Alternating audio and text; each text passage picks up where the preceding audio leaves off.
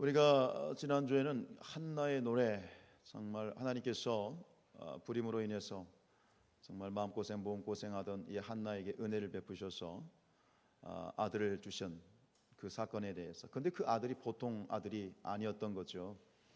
이스라엘 이 나라가 이제 왕정 체제로 넘어가는 그러한 과도기에 이제 산파 역할을 했던 그런 마지막 사사인 사무엘을 하나님이 주셨다라고 하는 것이죠. 그래서 이제 사무엘이 하나님 앞에 서원을 하지 않습니까? 아들을 주시면 제가 그 아들을 하나님께 바치겠습니다.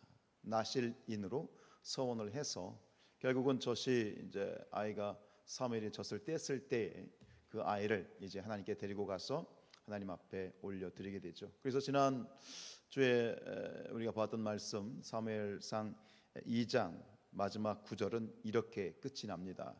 11절 말씀 읽겠습니다. 시작. 엘가나는 라마의 자기 집으로 돌아가고 그 아이는 제사장 엘리 앞에서 여호와를 섬기니라. 그러니까 여호와를 섬겼다는 것이 단순한 어떤 봉사의 차원이 아니라 이제 본격적으로 하나님의 자녀로서 하나님의 일꾼으로서 세움을 받았다라고 하는 그런 상징적인 의미가 있지요.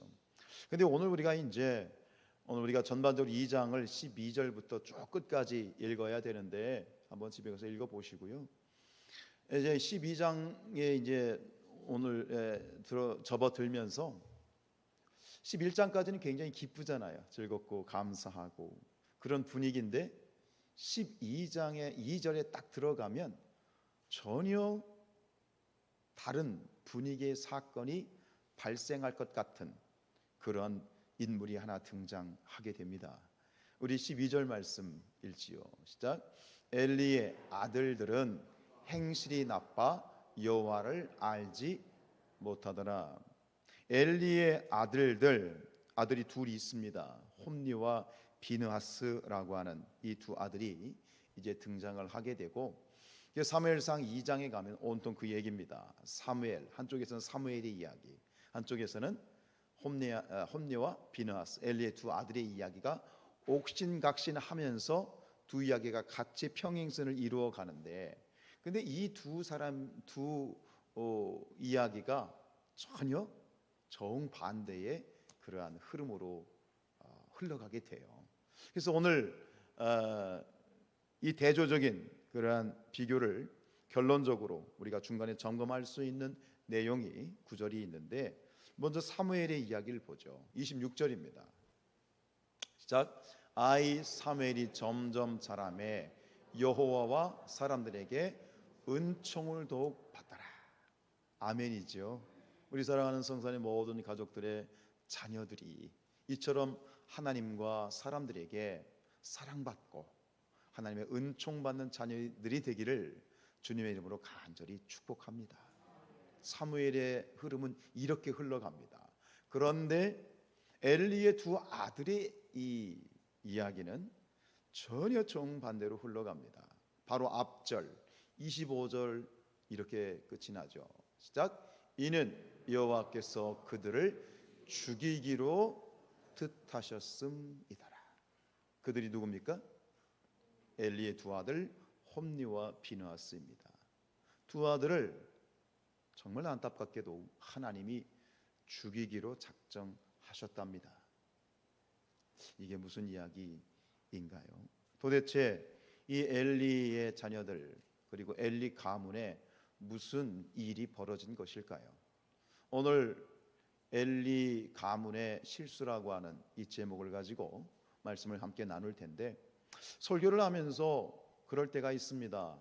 이 쓰는 언어들이 축복의 언어, 좋은 언어, 긍정적인 언어를 많이 쓰는 경우도 있지만 때로는 부정적인 언어, 책망하는 언어를 쓸 때도 있지요.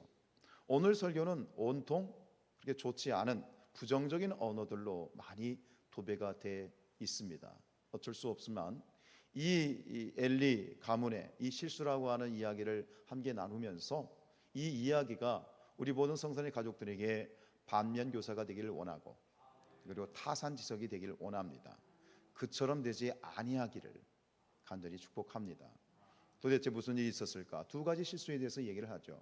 첫 번째 실수는 바로 엘리의 아들들의 실수가 있습니다. 엘리의 아들들은 누구냐? 그의 신분이 뭡니까? 엘리의 아들들의 신분은 제사장입니다. 이 제사장, 엘리가 대제사장이었거든요. 그 제사장은 그 세습제이면서 종신제입니다. 아버지가 제사장이면 아들들도 다 제사장이 되고 은퇴가 없습니다. 죽을 때까지 제사장을 하게 됩니다. 그래서 이 행실이 나쁘다고 결국은 하나님이 죽이기로 작정했다고 하는 이 홈리와 비느하스는 제사장입니다. 거룩한 제사장입니다. 제사장이 우리말로 하면 누굽니까? 목회자입니다. 목사나 혹은 전도사나 혹은 선교사의 신분을 가지고 있는 자들이죠. 근데 그 제사장이 행실이 나빴다. 행실이 나빴다. 여러분, 이 제사장이라고 하는 자들은요, 모든 이스라엘 백성들 중에서도 가장 거룩하게 구별된 사람들입니다. 여러분, 여기 화분을 이번 주에 갈았습니다. 이 동일한 꽃이 카페에 있을 수도 있고 어디 집에 있을 수도 있지만 이 꽃이 오늘 거룩한 하나님의 성전에 구별된 꽃입니다. 하나님의 성전을 위해서, 하나님을 위해서, 예배를 위해서 구별되었다. 따로 하나님을 위해서 따로 구별해 놨다라는 게 뭐냐? 그게 거룩입니다. 그래서 거룩한 꽃인 거예요. 이곳은 거룩한 성전이고 우리가 예배하는 이 성전은, 이 건물은 단순한 건물이 아니라 하나님을 위해 사용되는 건물이기 때문에 거룩한 겁니다. 여러분들은요, 성도입니다. 거룩한 백성입니다. 세상에 나가면 선생님, 아줌마, 아저씨로 불리지만 여러분들은 하나님을 위해서 택한 친백성이기 때문에 거룩한 것입니다. 여러분 성도예요.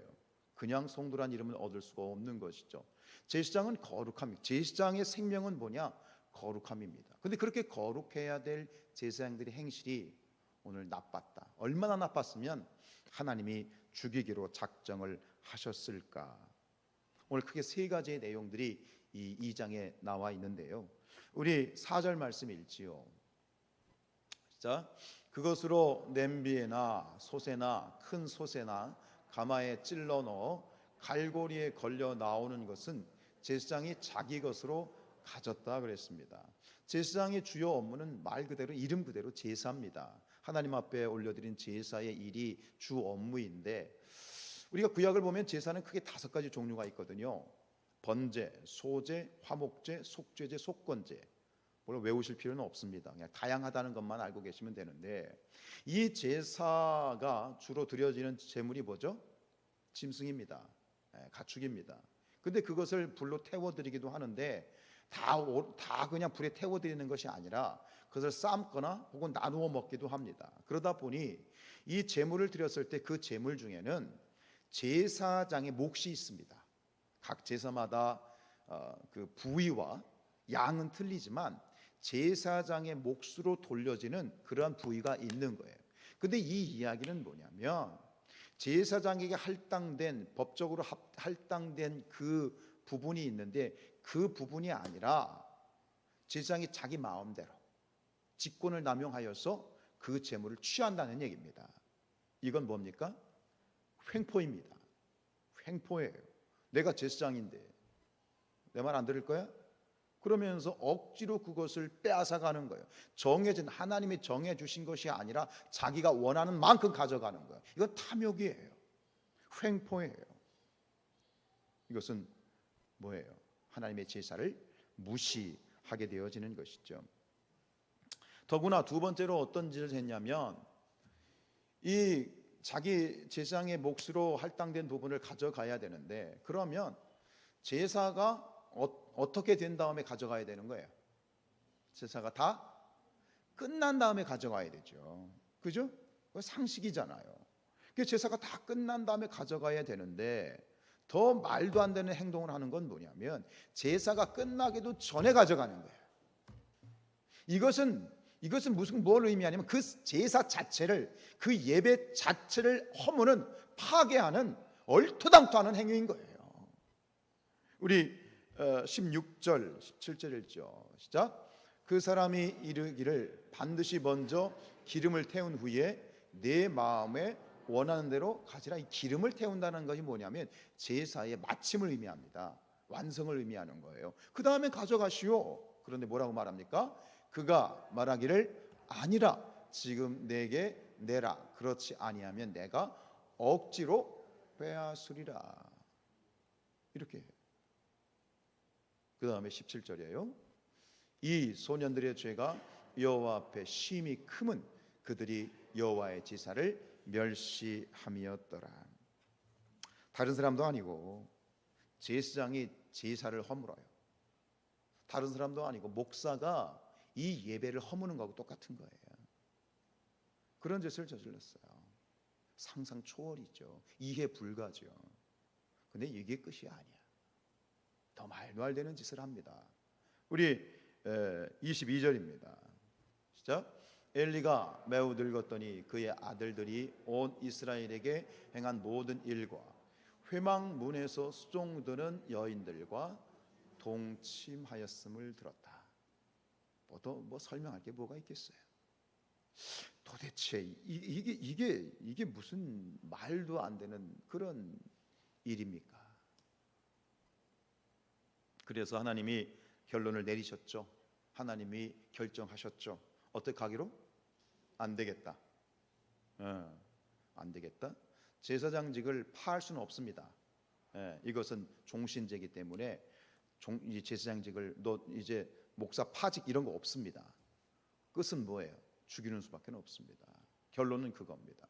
하나님이 결국은 죽이기로 작정하셨습니다. 여기서 우리가 한 가지 질문을 드리겠습니다. 왜 엘리의 이 아들들 홈니와 비느하스가 이 지경에까지 이르게 되었을까요? 도대체 왜요? 무엇 때문에 이들은 이 정도까지 패역하고 아주 불안당 같은 그런 폐륜아와 같은 그런 존재들이 되었을까요? 그 단서를 오늘 성경에서 우리는 찾을 수 있겠습니까?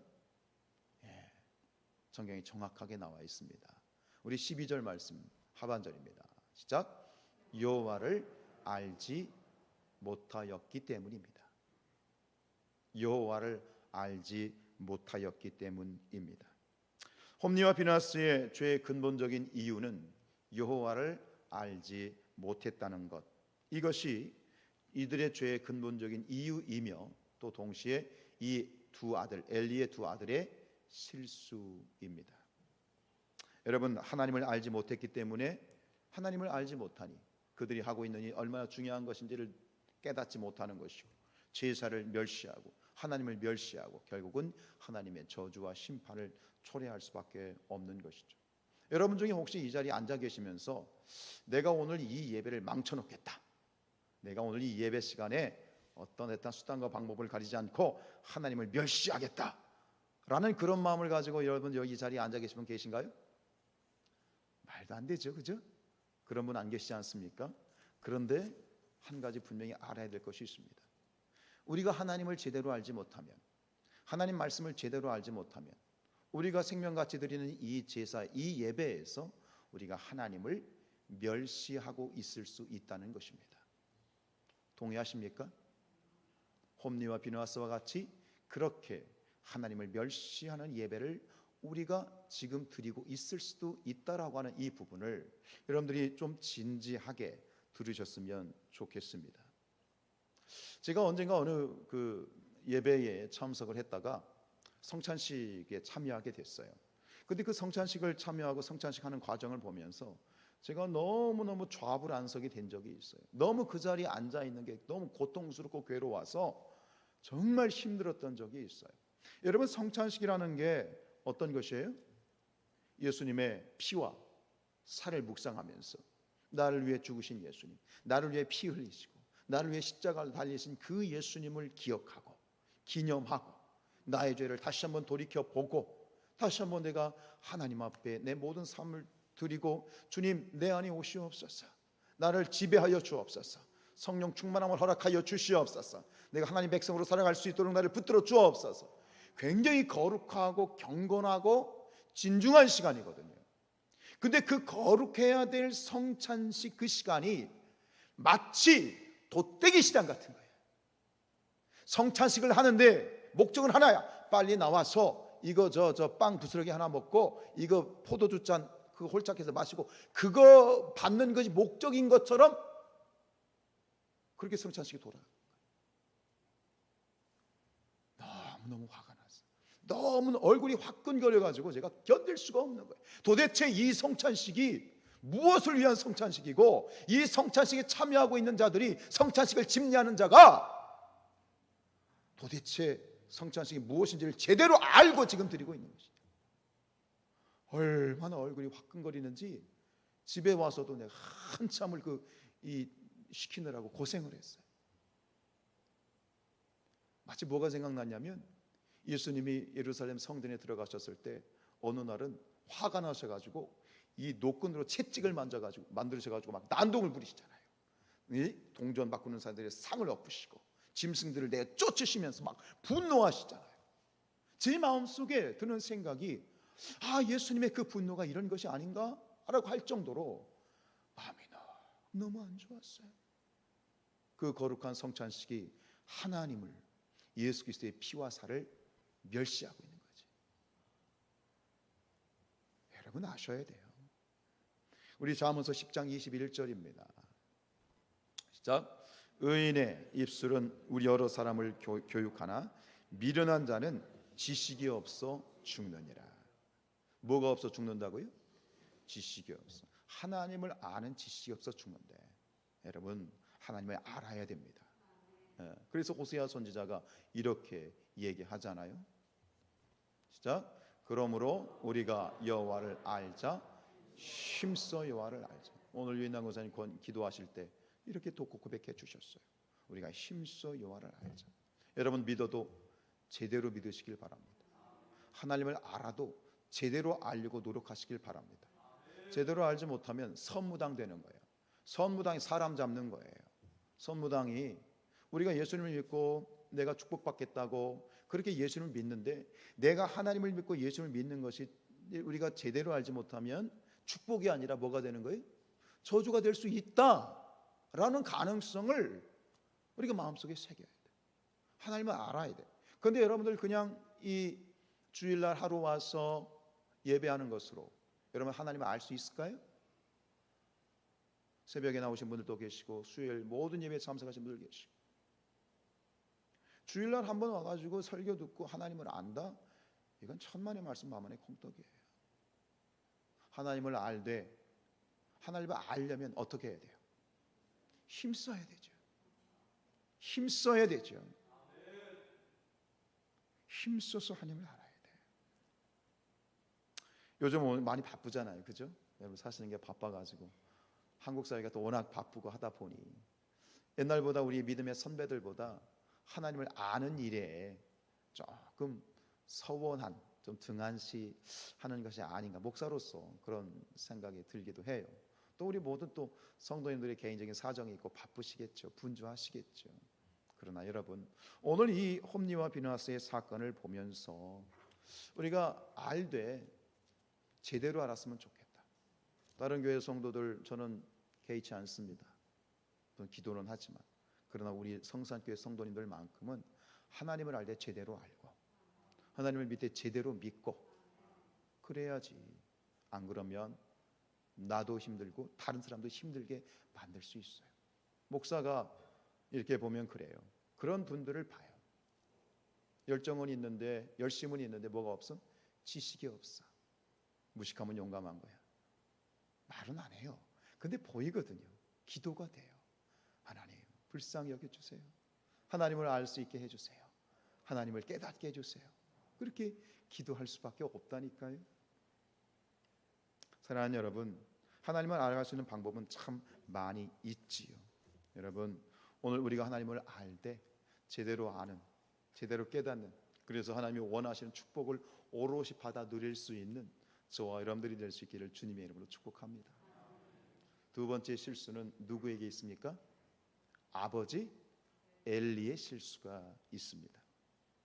안타깝게도 하나님의 제사를 멸시하고 하나님을 멸시했던 이 홈리와 비느하스의 죄가 그 당사자들에게만 저주가 임한 것이 아니고 그 엘리의 가문 전체가 쑥대밭이 됩니다. 결국 엘리의 가문이 저주받은 그런 가문이 되고 말아요. 27절 이하에서 하나님께서는 이것을 엘리에게 경고하십니다. 우리 31절 말씀 읽겠습니다. 시작. 보라, 내가 내 팔과 내 조상의 지팔을 끊어 내 집에 노인이 하나도 없게 하는 날이 올 것이다. 노인이 하나도 없다는 것은 다 젊어서 죽는다는 얘기고, 그 가문이 씨가 마른다는 얘기입니다. 그러면서 하나님이 다시 그 증거를 말씀하시죠. 34절, 내 두 아들 홈니와 비느하스가 한 날에 죽으리니 그 둘이 당한 그 일이 내게 표징이 되리라. 네가 믿어지지 않느냐? 그런데 조만간 내 두 아들이 한 날에 죽게 될 거거든. 그것이 내 말이 성취될 거라는 걸 네가 알게 될 거야. 그래서 우리가 뒤에서 읽게 됩니다. 지금 우리가 사무엘상 2장을 읽고 있죠. 근데 이 하나님의 예언이 몇 장에 가서 성취가 되죠? 4장에 가서 성취가 됩니다. 블레셋이 쳐들어왔습니다. 전쟁을 하게 됩니다. 근데 이스라엘 백성들이 전쟁을 하러 갈 때 가장 먼저 무엇을 앞세우고 가죠? 법궤를 앞세우고 가죠. 법궤는 하나님이기 때문에 그렇습니다. 그 법궤를 앞세우고 가요. 근데 그 법궤는 아무나 만질 수 없고 아무나 지고 갈 수 없어요. 누가 지고 가야 돼요? 제사장이 지고 가야 돼요. 홈리와 비느하스가 지고 가야 돼요. 그래서 전쟁터에 나갔어요. 와, 하나님이 지켜주실 것이라고 그렇게 교만을 떨면서 나갔어요. 그런데 그 전쟁에서 어떻게 됩니까? 대패합니다. 이스라엘의 3만 명의 군사가 죽습니다. 전사합니다. 법궤가 어떻게 돼요? 블레셋에 빼앗겨 버립니다. 그 애지중지하는 법궤를 빼앗겨 버립니다. 그리고 그곳에서 누가 죽어요? 홈리와 비느하스 두 아들이 그 전쟁터에서 전사합니다. 그 소식을 듣고 의자에 앉아있던 엘리 제사장이 그 소식을 듣고 놀래서 뒤로 자빠져서 목이 부러져서 죽습니다. 근데 그것만이 아닙니다. 모든 엘리의 그 자손들이 아직 남아 있습니다. 근데 그 자손들이 하루아침에 모두 몰살당하는 사건이 등장합니다. 그게 사무엘상 22장에 가면 나옵니다. 여러분들 혹시 집에 가서 읽어보세요. 그 사건이 뭐냐면, 사울이 왕일 때 다윗을 죽이려고 쫓아다니잖아요. 그 다윗이 도망을 가다가 당시에 이 엘리상의 자손이었던, 이게 이제 세습제니까 아히멜렉이라고 하는 그 자손이 제사장으로 있었어요. 그 제사장에게 도움을 받습니다. 먹을 것도 좀 구하고, 그리고 무기, 그 골리앗의 칼도 또 얻어서 도움을 받았는데, 그 사실이 이제 사울 귀에 들어간 거예요. 그래, 요것들 봐라. 그리고 군사들을 대동해서 그 아히멜렉이 있는 곳으로 찾아가요. 네가 그랬다며? 네, 그래. 그리고 그날 그 엘리 제사장의 가문, 제사장 몇 명을 하루아침에 죽여요? 85명의 목사를 죽여요. 85명의 목회자를 목을 쳐버려요. 그리고 그 자녀들과 자자 손손을 다 죽여버려요. 한 명 도망쳤어. 한 명. 이 가문의 저주 생각하기만 해도 끔찍하고, 참 설교 시간에 이런 얘기 한다는 게 저도 고통스럽지만, 이런 일이 왜 발생했느냐, 그 이유에 대해서 첫 번째로는 그 엘리의 두 아들 홈니와 비느하스의 실수에 대해서 하나님을 알지 못했고 교만했고 경거망동했고 하나님을 멸시했던 그 홈니와 비느하스의 실수에 대해서 얘기했다면, 두 번째 실수가 있어요. 누구의 실수가 있는 거예요? 아버지 엘리의 실수가 있어요. 그럼 이 엘리가 저지른 실수는 무엇일까요? 역시 말씀에서 우리는 찾을 수 있습니다. 29절입니다. 시작. 너희는 어찌하여 내가 내 처소에서 명령한 내 재물과 예물을 밟으며 내 아들들을 뭐라고요? 내 아들들을, 내 자식들을 나보다 더 소중하게 여겼다. 이게 엘리의 실수입니다. 결국 우리가 흔히 하는 말로 하나님보다 더 소중하게 여기게 되면, 하나님보다 더 사랑하게 되면 그게 뭐가 돼요? 그걸 우상이라고 얘기하는 겁니다. 내가 소위 내 돈을 하나님보다 더 사랑하면 돈 벌려고 주일날 안수하지 않고 주일 성수하지 않고 뻘짓하고 다니면 그게 뭐가 되는 거예요? 돈이 우상이 되는 거예요. 하나님보다 더 사랑하는 존재가 뭐가 되는 거예요? 우상이 되는 거예요. 하나님은 이 십계명을 법을 주시면서 그 법의 가장 핵심적인 내용이 뭐냐면 우상 숭배하지 말라는 거예요. 우상 숭배는 하나님이 절대로 그를 간과하지 않는다는 거예요.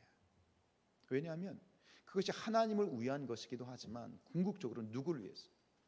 우리를 위해서 주신 계명이거든요.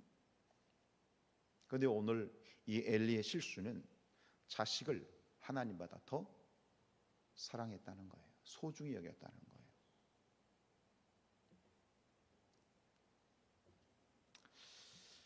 22절에서 오늘 우리가 본문 22절에서 어떻게 시작하냐면 22절이 이렇게 시작하죠. 엘리가 매우 늙었다. 그런데 여기서 엘리가 늙었다라고 하는 것은 육체적인 늙음, 육체적인 노쇠함을 의미하면서 그것만을 말하는 것이 아니라 여기서 엘리가 늙었다라는 것은 영적인 노쇠함을 말하는 거예요.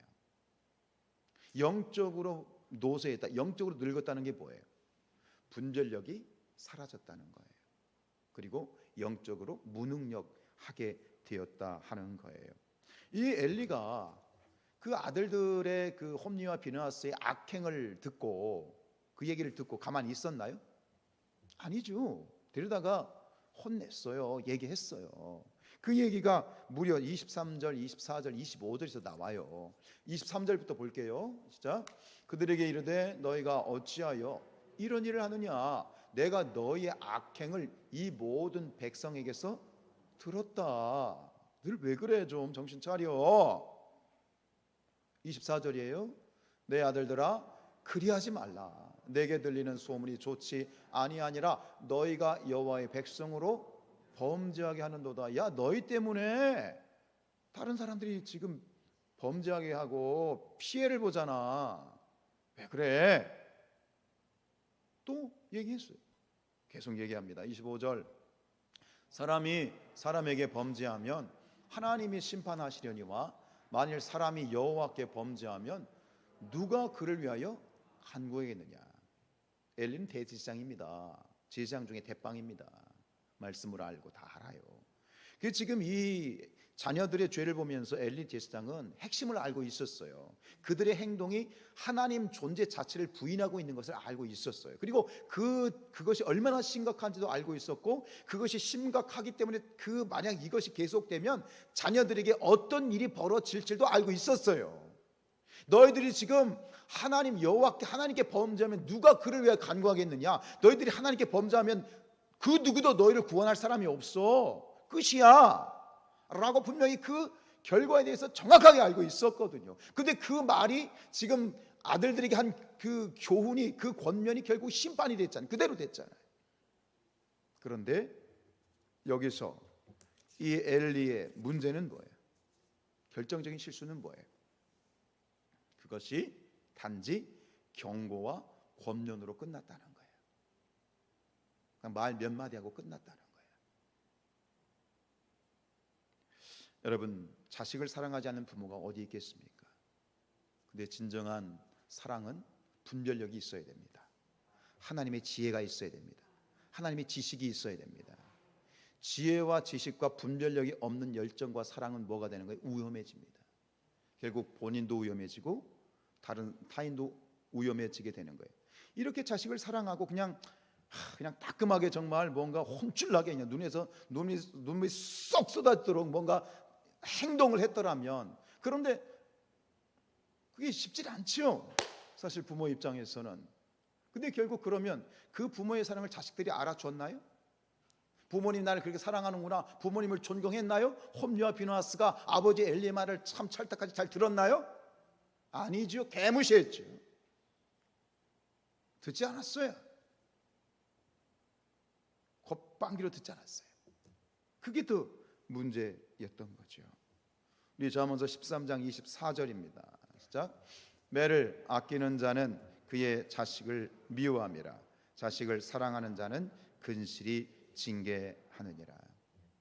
참 쉽지 않습니다. 자식에 대한 신앙 교육, 자식에 대한 믿음을 세워가는 것 쉽지 않습니다. 그래서 제가 우리 성도님들 보면 자녀들을 이렇게 대동해서 함께 예배드리는 그런 부모님들을 보면, 성도님들을 보면 참 대단하다 싶습니다. 참 존경스럽습니다. 자식 이기는 부모 없습니다. 그죠? 참 쉽지 않습니다. 근데 오늘 뭐라고 말씀하시냐면 매를 아끼는 자는 그의 자식을 미워하는 것이다 라고 얘기하고 있는 것은, 우리가 자녀들을 바라보면서 늘 우리가 기도하고 자녀들을 놓고 기도하지만 자녀들에 대해서 우리가 단순히 그냥 말 몇 마디로 끝날 것이 아니라 하나님께서는 오늘 우리에게 조금 더 적극적으로 자녀들을 향하여 우리가 나아가기를 원하신다고 생각합니다. 이 얼마나 힘든 일이냐면 오늘 이 사무엘이 말이죠, 자기가 섬기던 엘리 목사님의 자녀들 홈리와 비나스가 저주를 받아서 죽는 걸 봤잖아요. 그러면 사무엘이 자기 자녀들의 교육이 성공했을까요? 아이러니하게도 사무엘도 자기 자녀 교육에 실패합니다. 이스라엘 백성들이 왜 왕을 달라고 사무엘에게 와서 간청을 했냐면, 사무엘은 좋죠. 사무엘은 참 인격적으로나 신앙적으로 영적으로나 좀 이렇게 따를만 하죠. 근데 그의 자식들이 사무엘의 자식들을 보니까 영 아니었던 거예요.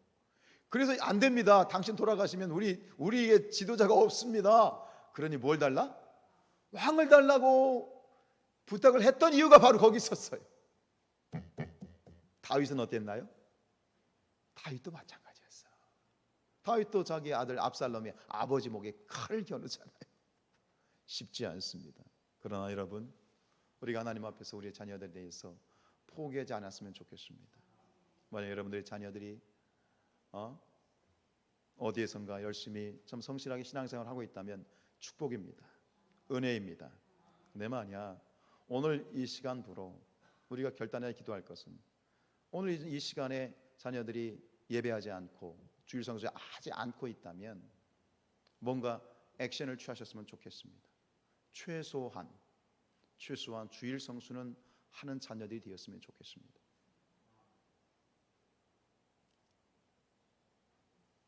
우리가 가끔 그런 얘기합니다. 하나님이 책임져 주시겠지, 하나님이 하시겠죠. 오늘부터는 절대로 그런 얘기 입 밖에 내지 마십시오. 아셨습니까? 하나님이 하시겠죠. 이건 뭐예요? 직무유기입니다. 이것은 책임 회피입니다. 내가 해야 될 몫을 하지 않는 겁니다. 절대로 그런 얘기는 앞으로 입 밖에 절대 내지 마십시오. 분명히 말씀하고 있습니다. 매를 아끼는 자는 그의 자식을 미워하는 것이다. 자식을 사랑하는 자는 매를 대서라도 근실히 징계한다고 했습니다. 그것이 자식을 살리는 부모의 책임이기 때문에 그렇습니다. 우리는 부족합니다. 참 힘듭니다. 저희도 마찬가지예요. 어제 저희 장인어른 생신이 되어서 철원에 갔다가 작은 아이가 같이 갔다가 서울에 내려놓고 내려왔는데, 내려오면서 아이에게 하는 거예요. 그 얘기예요. 야 은수야, 너 내일 교회 가서 예배 똑바로 드려라. 목사 아들도 큰 놈이야, 신학을 하고 있으니 그 녀석이야 걱정할 거 없지만, 목사 아들도 이렇게 챙겨야 되고 걱정을 해야 되는데 오죽하겠습니까?